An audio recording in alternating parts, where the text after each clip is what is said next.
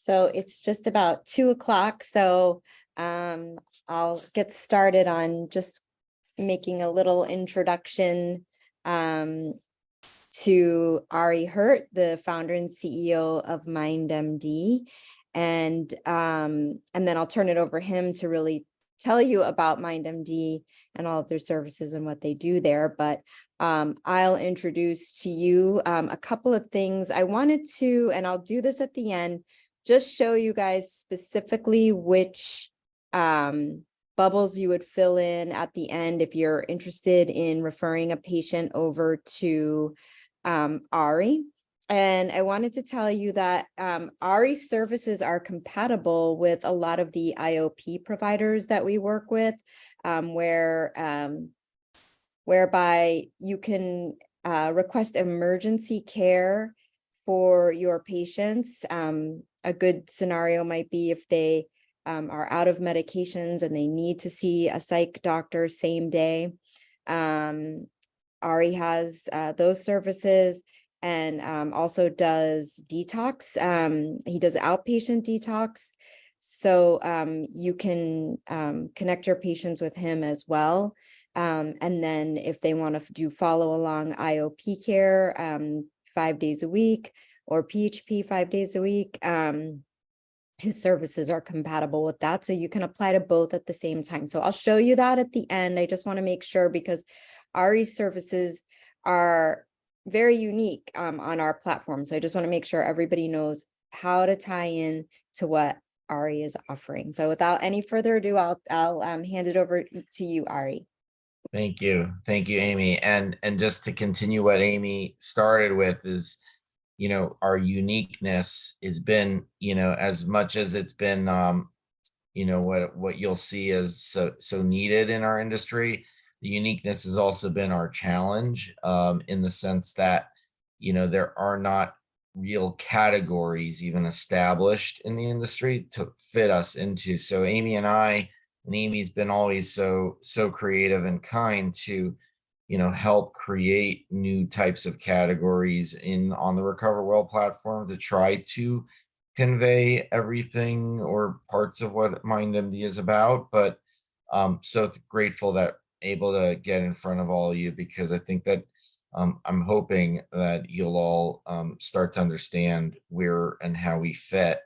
And as Amy was saying, is that we tie into IOP, we tie in and help support and work together with other programs. That's really at the crux of the matter. What we're trying to be is tie in all constituents of behavioral health so that we can provide our patients a continuity of care. At the end of the day, we talk about ourselves as an urgent care for mental health. We talk about ourselves as a concierge of mental health. There's lots of ways we talk about ourselves, but the crux of the matter is that what we're trying to do is be a hub that sits in the middle that can help pull together all of our different constituents and levels of care and facilities versus providers, and bring it all together for a patient so that we can help them navigate and create a really true continuity of care. Because the worst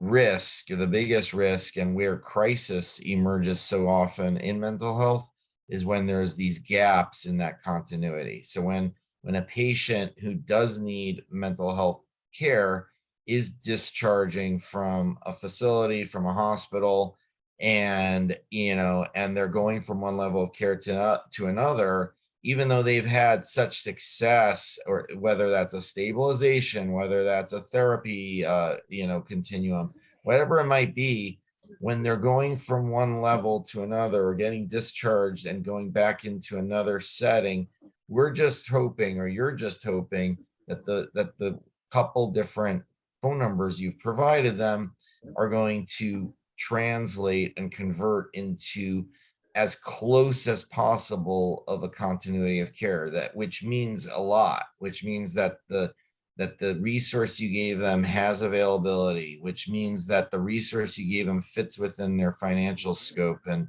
then last, that means that that if they even get there, that there's a good fit. And then what happens if it isn't?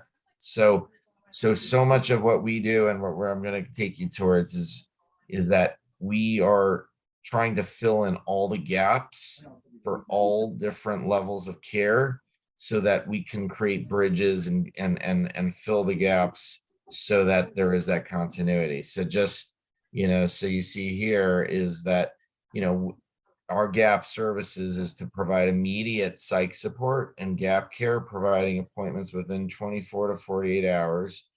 Amy could attest to that, when she has had, some and use the Recover Well system. MindMD continues to support that patient. So it's not just for the moment. We're not an urgent care in the sense, and don't think about us as just emergency. Don't think about us as just urgency. We're there to be that immediate place where people could just continue, even in a stable sense, for a continuity of care, so that there is no emergency, so that there is no urgency. Because once that happens, they're going to come right back to your hospital, right back to your ED department. And we are working so that that doesn't happen. So we'll continue with multiple appointments to support the patient.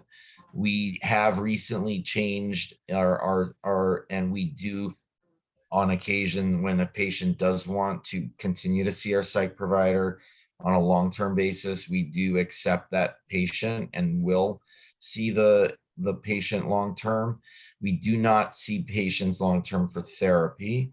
What we do for therapy is we provide support therapy, which is more short-term, and we'll case manage that patient to a therapist who accepts their insurance, whatever the pay structure is, and we will get them to the right therapist for long-term care.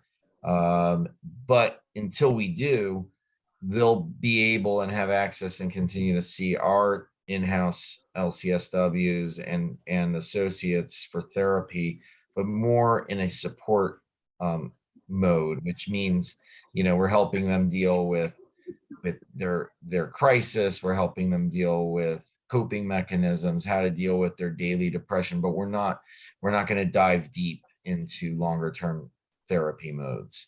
Our other services, we just signed on and we're starting TMS for patients, and we're going to be starting ketamine in July. And then Amy had mentioned, and you'll see that in our next slide, our outpatient detox and MAT services. We have an observation room whereby we're able to initiate a detox for patients that don't require inpatient, and to go away for 5 days. This is very common for patients who are mental health primary, and that they still have substances that they need to titrate down from. And but yet it's still dangerous enough where you don't want to just be given a prescription and go home. We're able to keep them, observe them, and titrate them down on a 4 or 5 day program where they're at our facility for however long they need to be, except we're not overnight. So before they do go home, we'll make sure they're safe to go home, and then check them out, and then they're able to come back the next day. Is anyone that has any questions along the way, just please interrupt. Our walk-in hours of operation right now is Monday through Friday, 12 to 8 p.m. So that's when we have in-person appointments available. But all the way around those hours, including weekends, we do create and make telehealth appointments. We also provide telehealth during those open hours, 12 to 8. And the truth is that while we always encourage our initial appointments to be in person when possible, we have so many of our patients that start as inpatient, but then their follow-ups are done by telehealth.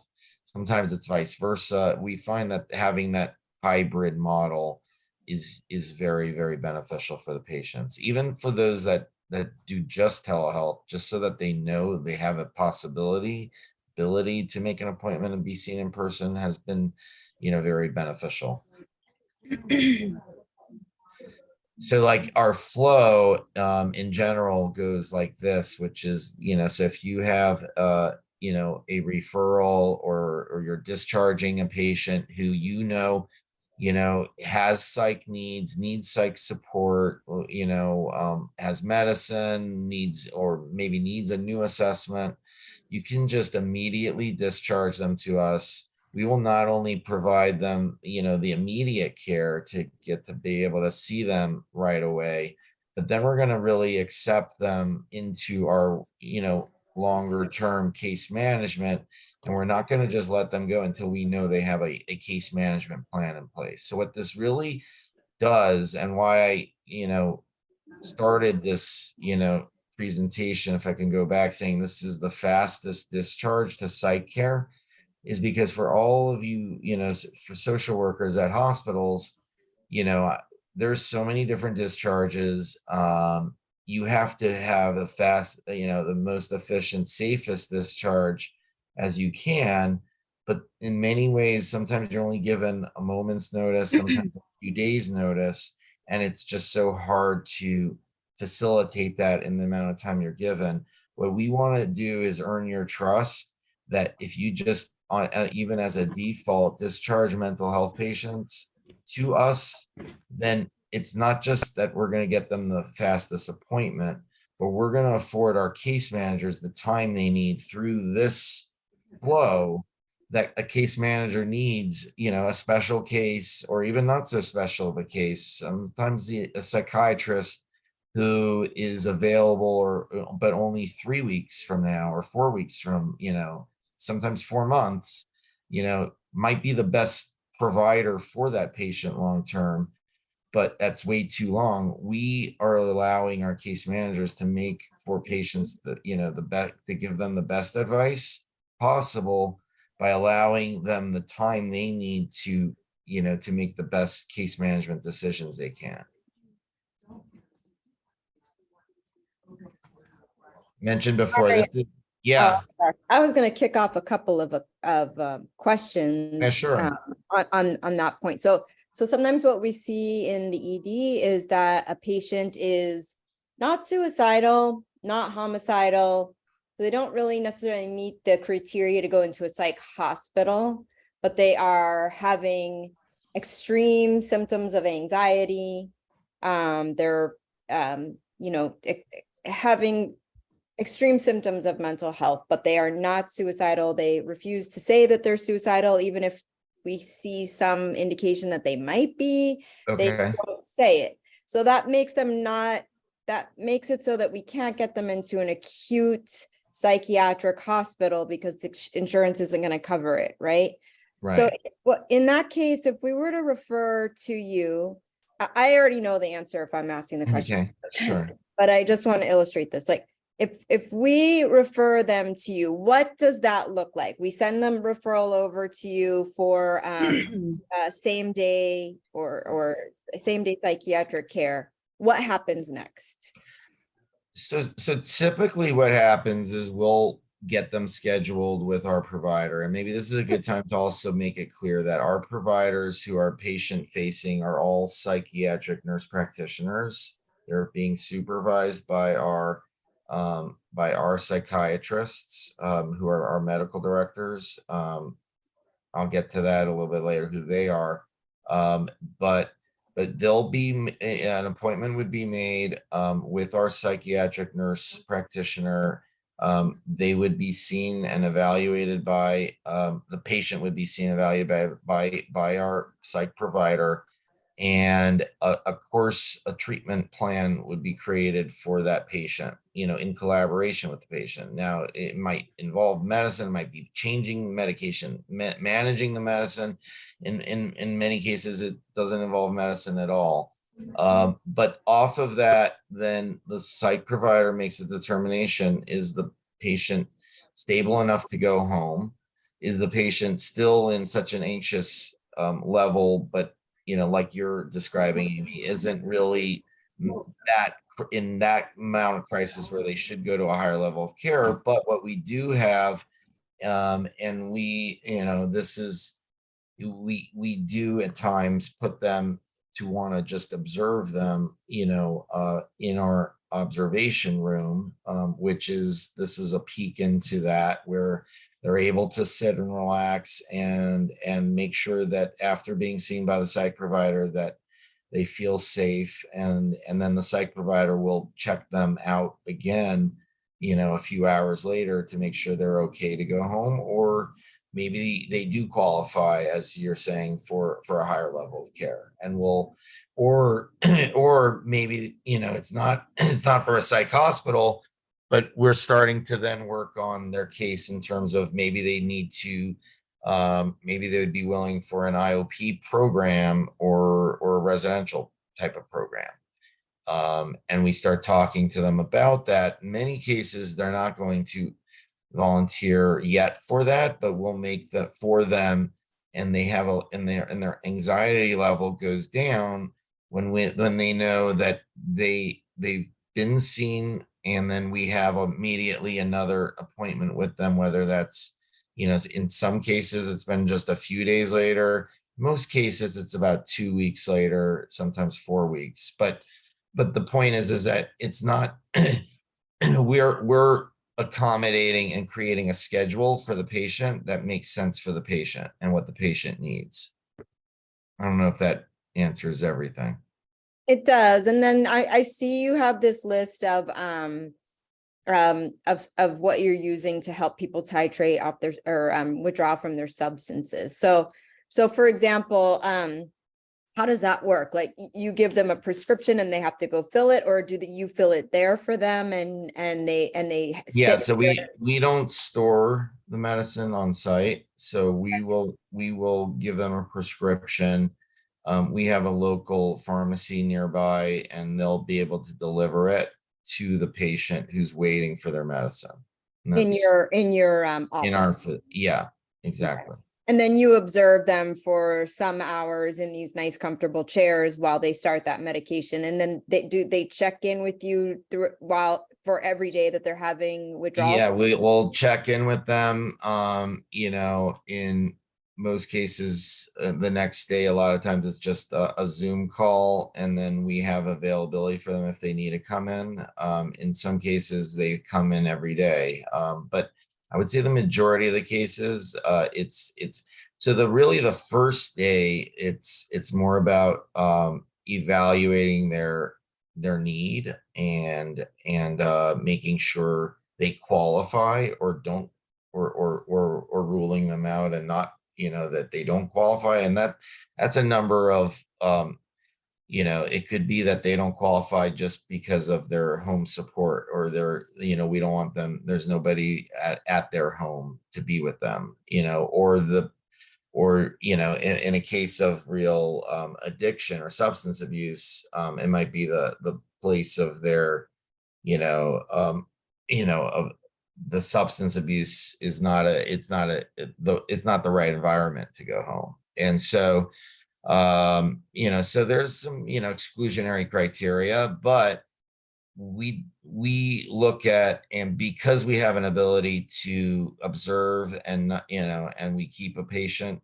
with us for the course of the day, we don't rule out any particular substance. It's, but obviously if we get, so like if somebody comes in with alcohol and is drinking, a weekend, a couple bottles on the weekends, but not, a cup of, glass a day during the week, and it's only been going like that for the last couple of months, then that might be something we look at and consider. But obviously if it's an intense acute alcohol detox, we're not going to touch that. So, but it's really case by case where the provider makes that determination.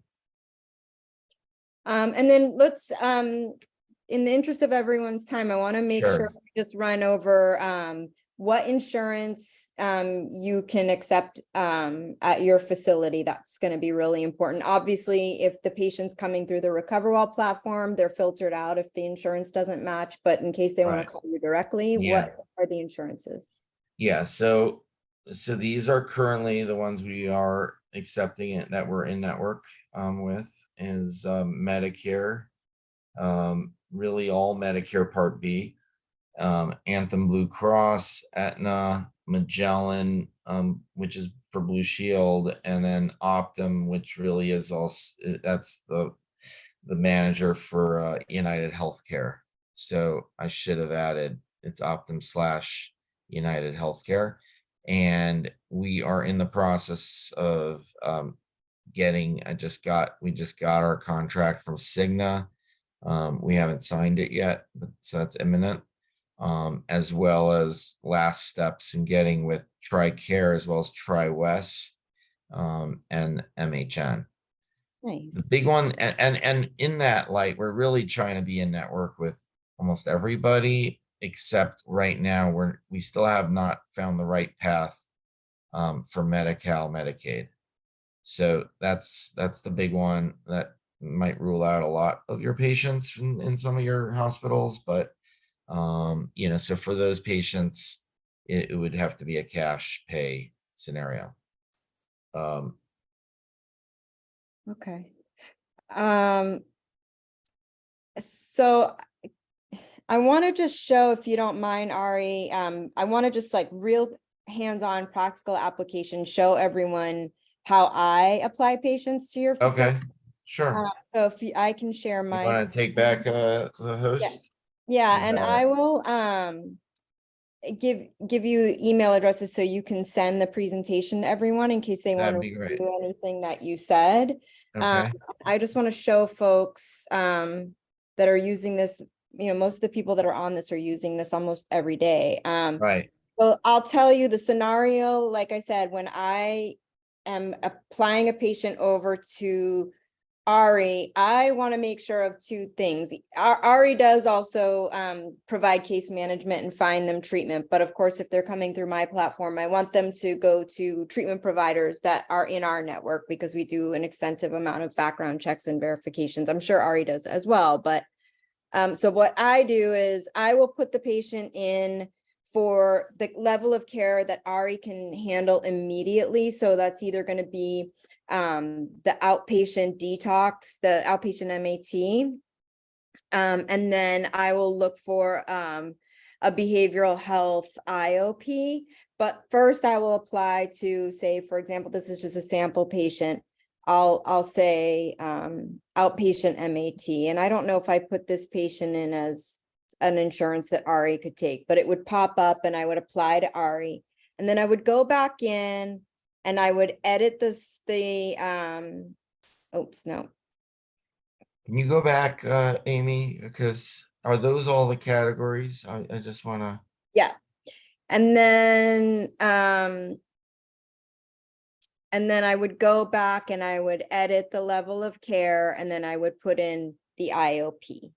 Because most of the patients that I'm referring to Ari, and you can put it in IOP for mental health, or you can put it in IOP. It won't. But really, like the category, Amy, if you remember, that we created here, and I just wanted to point this out to the team, is really in mental behavioral health, same day outpatient care, number 7 is really like that is where we couldn't, like I said in the beginning, we couldn't come up with a category that describes everything we do, but we think that when it comes to, if you can remember everything, and I'll send you a presentation, but it's really about providing in the same day all the outpatient mental health care, not just that same day, but starting that same day going forward. Okay. All right. Well, I will make sure everybody gets the presentation, Ari, or rather I'll send the email addresses so you can make sure everybody has the presentation from today. And so we can send everyone their gift I have a quick card. question. Oh, good. Great. Who do we think is the most ideal candidate for the company? Since of course, there's residential rehabs that provide detox services for up to 30 days. So, which patients do we think are most appropriate for you, for us to decide? Jason, if I can ask, where do you work, or what department? So I actually am in a residential rehab, Okay, got it. and I was just curious about Yeah, so like for you, for a residential rehab, is it for SUD or for mental health? SUD. Got it. Okay. Yeah, so it's, and I used to run residential rehabs, and it's what inspired me to create MindMD, which is that what I always found was that for patients where, you do your, while they're with you and your residential rehab, they're doing great, they're on fire, and and then you finally discharge them, and you hope that they're going to keep their appointment or get to their appointments.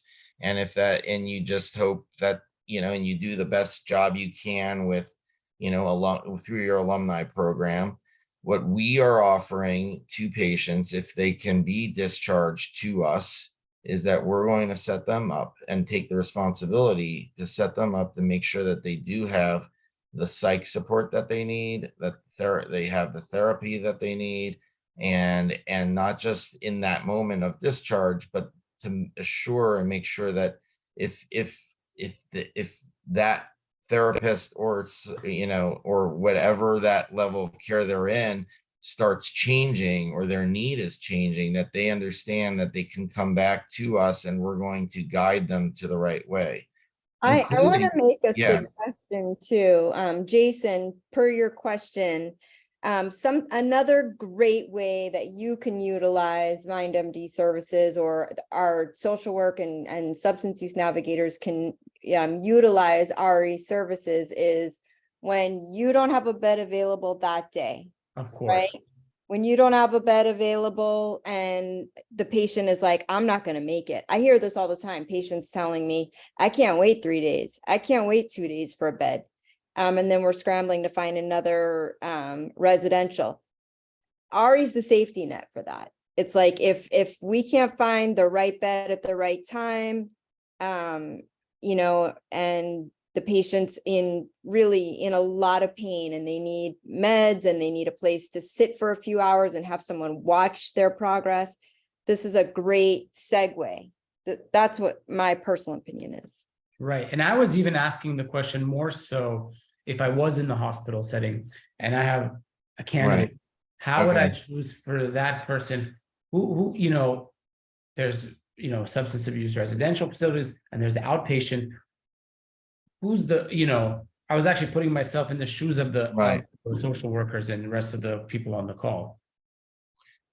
And for the social workers, like I was describing earlier, so much of who comes into the hospital setting are patients that they're not acute and need us like a psych, hospital, and they're not that acute that they're truly in crisis, but they do know that they're having intense anxiety and need to do something now and don't know where to go. And maybe they've gone to an urgent care and the urgent care said, we don't treat mental health. So all they need to know to do is go to an emergency room. And so the emergency room or the hospital is going to treat them and let them see, and get them started and maybe give them a 2-3 day prescription of something, but they haven't really had a full psych assessment.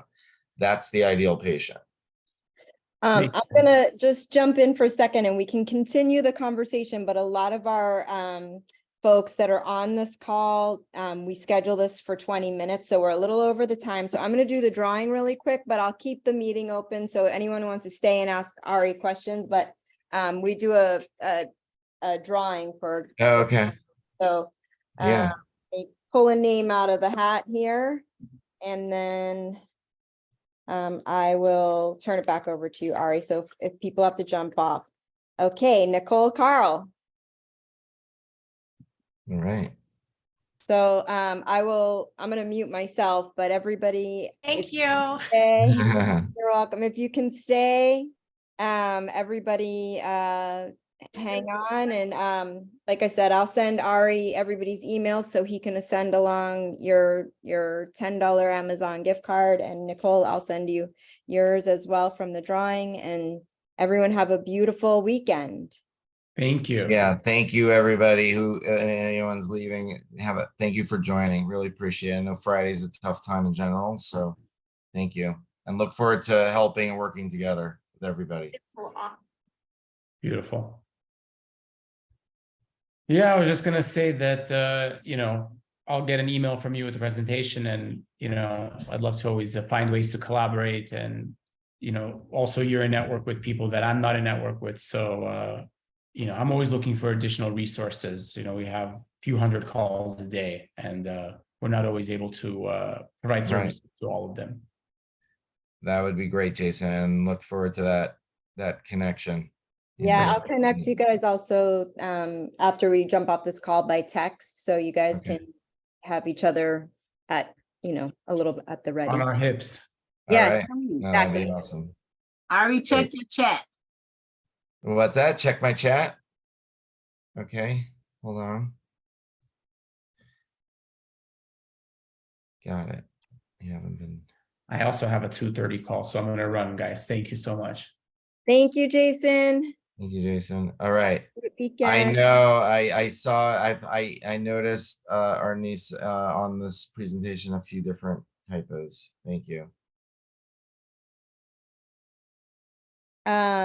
Yeah, so just again, everyone who's on here, if you apply to RE services, that doesn't mean that you're not also setting up long-term care. It's just, this is a great safety net. If No, and let me just clarify that again, because I may have just slipped that in. We do, and only in the last 3 weeks we are now providing.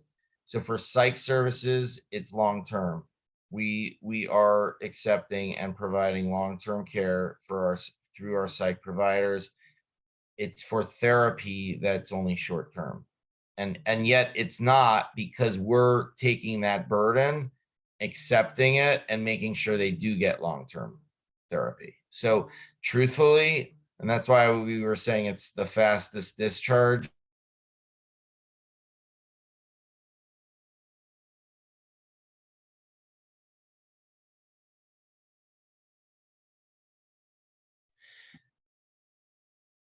So I'm not sure where I got cut off or muted, but I'm saying we assure everybody to provide long-term care, whether that's through us with the psych or for therapy or any other levels. We're going to give the immediate care they need right away and work on their long-term care. So I have a question then for that, just to, I know the answer, but just to clarify it. So if I set up a patient in IOP or PHP, or even a residential facility where they don't handle the prescriptions for Suboxone or some of the other prescriptions that you do there that were on your presentation. Right. Can you work remotely with patients who are doing treatment in a residential or at an IOP, but can't get to, because your location isn't easy for everyone to get to either? Yes. No, yes, absolutely. And we're actually in conversations right now with a few different IOPs with that same conversation. And you take Medicare, right? We do. Yeah. So even the supplementary Medicares and Part A and B? Just B. Just B. Okay. That's huge too, because we have a lot of Medicare patients. We have sometimes, a good amount every day of Medicare patients, and they're looking for different things, but there's not a lot of resources. We're getting a lot of since we started doing Medicare, we're getting a lot of referrals from Cedars. We took on the Medicare because we understood that need at hospitals, and we're able to do it. So we're hoping that, that could really help and benefit your patients. There's not, am I muted? Okay. Yeah, there's not much around for Medicare patients. So again, when they're waiting for a residential bed, or even if, a lot of Medicare folks, they don't want to go into a facility. They want to be at home. They're Right. older, they're, Right. so they don't want to be in a treatment facility with a bunch of younger people. So this is a great opportunity for them to have a lot of oversight for the detox portion, and then have telehealth psychiatry long-term. That's right. That's right. So I hope this has been helpful. I really want to see more people reach out. This is a great solution. So for some of our most challenging cases, this is a great solution. So those times when you're kind of like, oh my God, what do we have for this person? There's nothing for them. This is very often the solution for the most challenging cases. So even though there's no Medi-Cal, Medicare is huge. And then also, we've got a lot of patients with private insurance, particularly in the Hollywood space, that they got to be available for work when work is available. And that means they can't check into a 30-day facility. So that's also a good thing. If somebody says to you, look, I can't just check out of my life for 30 days or That's even right. weeks. But if this person doesn't get some help, they're not going to make it. So another. What I would say is, yeah, and to that point is, especially what Amy said, made a great point, is we are a lot of times the catch-all. When you're not sure what level of care they belong at, let us help you decide. We're going to assess them. We're not going to let them go, and we're going to hold them until, hold their hand, and, until we figure that out with them, what works for them.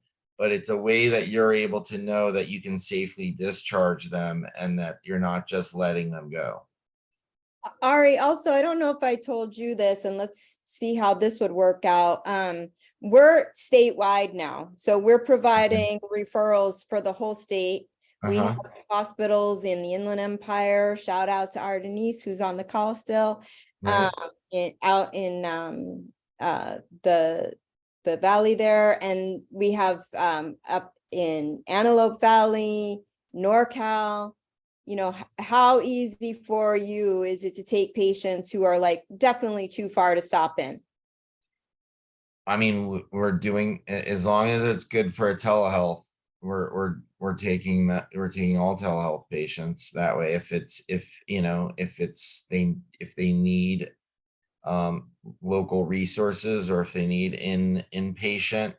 If it's local resources, we can sometimes see them right away by telehealth. And then the good thing is that we'll then help them transition to a local in-person provider. So that's where we're, in a way better in some ways than just a pure telehealth provider, because we'll recognize what the patient needs. And sometimes at first it's just the patient needs to be seen, but ultimately long-term, they do need in-person resources, and we have the capability. We're going to help them find those resources. So. All right. Well, Right. does anybody else have any questions? Okay. All right. It looks like we're good. All right. I'm going to send you everybody's going to get the information from today's event, and we'll also send out the video if anyone wants to rewatch it and try to remember anything they might have forgotten. And you can also reach out to Ari directly. I'm sure his direct contact information is going to be on that brochure. And yeah, I hope you guys will try it out, because it's a great service. I'm really proud to work with Ari and MindMD, and great idea, Ari. This is beautiful. No, thank you. All right. Well, I'm looking forward to working together with everyone. Thank you, everyone. Take care. Thank you.